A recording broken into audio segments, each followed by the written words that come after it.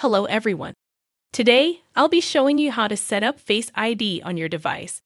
If you've been having issues with it, don't worry, we'll be covering some troubleshooting tips as well. Setting up Face ID is pretty straightforward. First, navigate to Settings, and then to Face ID and Passcode. From there, you'll be prompted to enter your passcode. Once you've done that, you can tap on Set up Face ID. Now, you'll be asked to position your face in the camera frame. Make sure your face is clear and well lit. You'll need to move your head around in a circle so your device can capture all angles.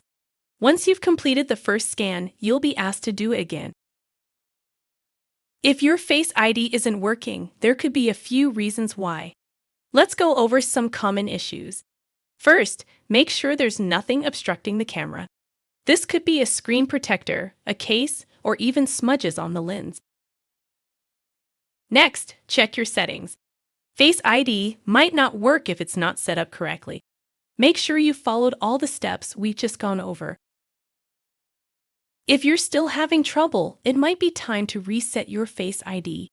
You can do this by going to Settings, Face IDs and Passcode, and then choosing Reset Face ID.